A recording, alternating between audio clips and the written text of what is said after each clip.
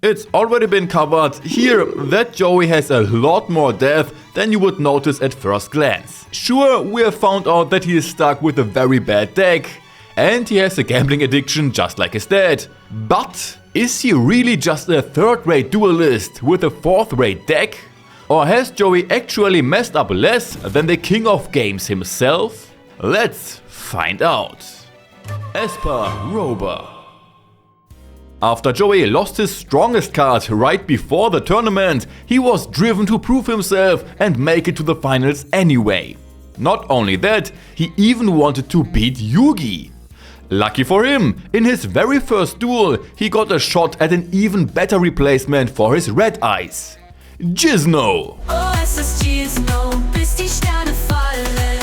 Joey starts as bad as possible, facing off against the cheating Esper. But once that was exposed, things didn't exactly get easier, since he now had to face Jinzo, which disabled all his trap cards. Luckily, Joey isn't exactly known for his traps, but his gambling addiction. That's how he managed to turn things around with his roulette spider and win his first locator card together with his new secret weapon. As for messing things up early on with his Dragon Knight, we probably don't even need to mention. He definitely realized that one himself. But just because he didn't bother with the new rules doesn't mean his combo skills are lacking. Who could have predicted Kyber would suddenly throw in new rules? Otherwise, he played pretty good. Even if I don't quite understand why he didn't summon his Flame Swordsman, not that it would make a real difference. Weevil Underwood. In the last duel, Joey got his best card. Now, unfortunately, he's stuck with his worst card. First, that little red Weevil threw Yugi's Exodia off the ship, hoping it would finally give him a shot at beating him in a duel, only to lose and get booted off the island. Thanks to Mario, everything's soaked and the Summon Skull uses electricity to attack. You know what that means. Oh no! Oh yes, that's an extra 1000 attack points. Then he tried sneaking a parasite into Joey's deck, aiming to bring out the Insect Whisperer in him, thinking he could win a duel. Only to lose again and get tossed out of the tournament once more. Cheating just doesn't pay off. Unless your name is Yugi and you have the heart of the cards on your side. But without the parasite, Weevil for real wouldn't stand a chance against Joey. And that's what this duel is about. Weevil infects Joey's deck to paralyze him while he tries to summon his ultimate mouth, and then his Insect Queen, leaving Joey to hold his ground without being able to attack. Luckily, with Gearfried's armor made of catching steel, the parasite can't get through, allowing Joey to turn the duel around. Even if, well, he did pull one very weird move. On his third turn, Joey's Jinzo got infected by Kisai Tai, meaning Weevil gains 1200 life points during every of his standby phases. Weevil sets his Skullmark Ladybug face down, which Jinzo promptly destroys, and ends up feeding Weevil even more life points. Weevil sets Pin Chopper face down, which Joey takes out with his newly drawn Panther Warrior by sacrificing Jinzo to attack. This lets Weevil summon Larve Morph, which immediately cocoons up on his turn. But why didn't Joey attack with Jinzo first and then sacrifice it to let Panther Warrior attack? That would have at least taken the ultimate moth out of play. Sure, it wouldn't have changed the game entirely, since Joey still needs Gearfried to finish things up, but it was still a pretty strange move. And if Weevil hadn't slipped that parasite into Joey's deck, Joey could have ended the duel within just 2 turns, since Weevil's other insect monsters don't stand a chance against Panther Warrior or even Joey's little guardian. For a few turns, Weevil's stuck attacking with his pathetic Legul. And with nothing better up his sleeve, he would have been done as soon as Joey played his Alligator Sword. So just 3 turns after that parasite got drawn, and the duel would have been over. For someone who supposedly won the Japanese championship, Weevil's honestly pretty weak. Maybe he put the same kind of cheap nonsense on Rex as well. Mako Tsunami. The duel of true gentlemen at SeaWorld. Wow, look! A dolphin! Sakamata! Water gun attack! Ugh! Joey versus Mako Tsunami, the king of kiddie pools, who's got the home field advantage because his legendary fisherman can just hide out in the tank next door. With that and his own Moby Dick, he really gives Joey a hard time, forcing him to focus on fending off underwater threats, until Joey finally gets a shot to strike back with a big bolt of lightning. Guess he didn't have the Moonspell card and Giant Stone Soldier in his hand, so he had to play fair. In this duel, Joey's only real mistake was forgetting to remove the parasite from his deck before they started. Other than that, he did everything right. Unlike Mako, who wasted Torrential Tribute just to take out Garuzes. As for the duel where Marik had Joey under his control, let's just skip that one. After all, it wasn't really Joey dueling, it was Marik. Maybe we will get around to discuss that guy someday. Odion.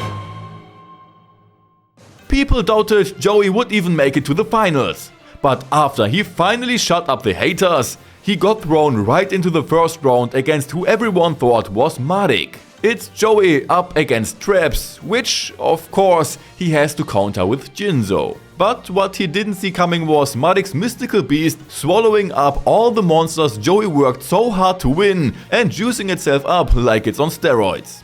Especially since this was the one duel everyone knew he had a 100% chance of losing with nothing he could do about it. Unless, of course, Marik was kind enough to sacrifice his best buddy just to bring out his bootleg Ra. But you know what? Joey actually could have won if he hadn't played his worst card. Let's talk about Joey's 10th turn, when he totally wasted his Monster Reborn to bring back Alligator's Sword just to sacrifice it along with Landstar so he could summon the most unnecessary card ever. The Insect Queen. I mean, I get it, the card is super rare and Joey is emotionally attached to it because he won it in a rough duel. But still, it's hands down his worst card. And that's saying something in a deck with cards like Landstar, Battle Warrior or Dragon Knight. I mean, sacrificing 2 monsters for a monster with 2200 attack points is already a stretch. But then having to sacrifice another monster every time it attacks? It's just plain whack. With Panther Warrior, you can accept it because there's no sacrifice needed for summoning itself. For Insect Queen, it's a horrible deal. Sure, if Joey had Scapegoats out, it might be an option. But he doesn't. Insect Queen was never of help for Joey. Ever since he got it from Weevil, he hasn't been able to use it for good even once. In fact, he's only been able to use it against Odion and nowhere else, not even in filler duels. But why would Odion have lost the duel if Joey hadn't summoned the Insect Queen? If Joey had saved Monster Reborn for a tougher situation, like anyone else would have, he would have been way better off. Jinzo is his ace in this duel, especially with Odion's deck being so full of trap cards. Odion's even got his whole back row packed with traps. Jinzo is the card Joey absolutely can't afford to lose. But he does lose Jinzo just 1 turn after summoning the Insect Queen, and now he's facing the mighty mystical beast with 3700 attack points. On his next turn he draws Salamandra, which is useless here, so he's about to lose his legendary fisherman as well.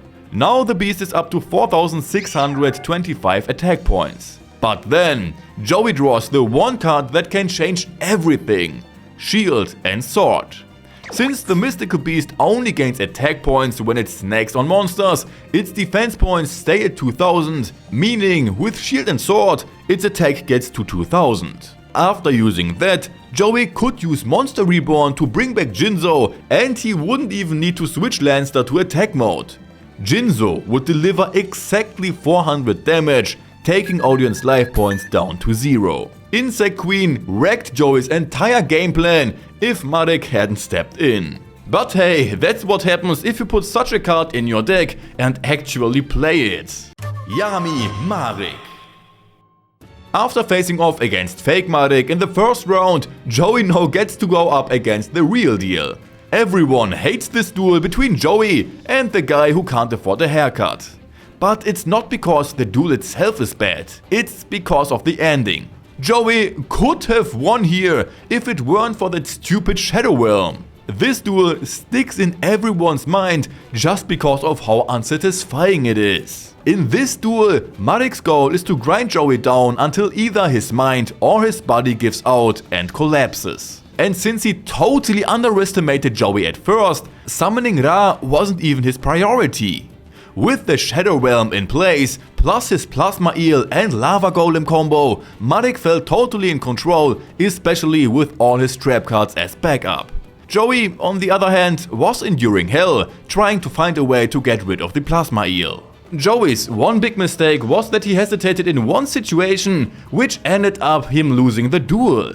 It's Joey's third turn. In his hand he got Rocket Warrior, Graceful Dice, Foolish Burial, Baby Dragon and his freshly drawn Jinzo. Joey wanted to play it safe, so he decided not to summon Jinzo right away. Instead he sent out Rocket Warrior. But, of course, the destroyed Helpoema then went and took Jinzo right out of his hand. After that, Marik's trap cards started giving Joey no peace. One trap after another kept coming at him until Joey finally managed to get Jinzo back, by which point, though, he was already more worn out by Plasma Eel than Vegeta after Goku sent him on a business trip. If only Joey hadn't hesitated and had summoned Jinzo right away, he would have won. Joey sacrifices Panther Warrior to bring out Jinzo, which immediately destroys Marik's trap card, Hidden Soldier. This would have delayed Plasma Eel by a full turn. Then Jinzo attacks and destroys Helpoema, dropping Marik's life points to 3600. And instead of Jinzo being caught by Helpoema's effect, it's Rocket Warrior who gets taken away. Marik draws Coffin Seller, but he can't activate it because of Jinzo. So he has no other choice but to summon Plasma Eel. And from here we have two possible scenarios, both of which Marik end up losing. In the first, more likely scenario, Marik underestimates Joey, as he admits himself, and attaches Plasma Eel to Jinzo, thinking that the Shadow Realm and Electric Shocks will knock Joey out. Marik's strategy in this duel wasn't necessarily to bring Joey's life points to zero, but rather to exhaust him physically and mentally with a mix of the Shadow Realm and the Electroshock therapy. So Joey draws his useless Insect Queen, summons Baby Dragon and attacks. First he has Jinzo take out Drillego, who's in defense, and then Baby Dragon goes for a direct attack, which is countered by Marik's face down Black Pendant. Helpoema then removes Insect Queen from Joey's hand right afterward. Marik's problem now is that he has to rely on his next draw, since he only got trap cards in his hand, Card of Last Will and Coffin Seller. And he now draws one really mighty card, Ra, which is useless to him right now. Joey, meanwhile, has better luck with his Little Wing Guard, summons it and attacks. That's it, the duel is over. Sure, Joey takes a bit of a shock, but nothing he can't handle. However, the other, more unlikely scenario is that, considering Plasma Eel's ability to be indestructible in battle, Marik could have also played it in defense mode. Marik still can't play Coffin Seller in his fourth turn, but he keeps Black Pendant as backup. For Joey, things proceed the same way as before. He draws Insect Queen, summons Baby Dragon and then loses Insect Queen again. Marik draws Ra but can't use it, still relying on the eel. Joey then draws Little Wing Guard, summons it and sets Graceful Dice face down, forcing Helpoema to discard Foolish Burial instead. Marik's next draw is another trap, Nightmare Mirror, meaning he's still stuck with nothing he can play. Joey then draws Quiz and sets it right away to avoid losing it. Marik draws yet another trap, Relief Monster.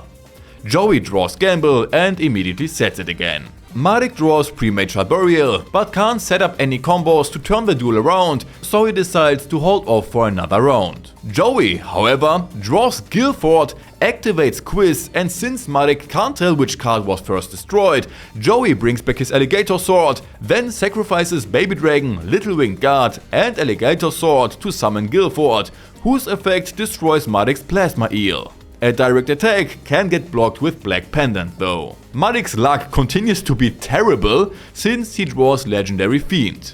Now, even if he uses Premature Burial to bring back Plasma Eel, it returns in attack position and can't be switched this turn. This leaves him vulnerable, and Joey's next attack, boosted by Graceful Dice, would deal enough damage to defeat Marik. In this duel, Joey rolls a 6, but even a 2 would be more than enough to end it right here. If Marik summoned a different monster, he would still lose, and if he summons a monster like that just to sacrifice it for the legendary fiend, wouldn't change the fact that he is doomed to lose this duel. Joey's loss really came down to him being too cautious to play Jinzo right away. This gave Marik the opportunity to keep Joey busy with traps, and thanks to Card of Last Will, Marik also managed to draw 5 extra cards, which sped up his access to Lava Golem and Monster Reborn for summoning Ra. Sure, without the Shadow Realm, Joey would have won anyway. But that way, even if Marik had some Shadow Realm 2.0 in play, it wouldn't have mattered at all. So yeah, Joey made his share of mistakes. He's not exactly known for his tactics, and we've seen that in his duels. But this time he actually thought carefully about his moves, but he just ended up making the wrong call. He didn't know about Helpoima's effect and that it would take Jinzo though. Could he have played it better? Definitely. But at the end of the day, he always dueled with honor and gave it his all, even when his opponents weren't playing fair. And that's what counts. No matter how many times cheating was exposed, Joey just kept going. If you haven't watched the video about Yu-Gi yet, feel free to click here. And if you want to watch all of Yu-Gi-Oh! Classic in 4K, then you have to click there. But that's it again from me. I hope you enjoyed this video. We'll see us next time, so take care my friends.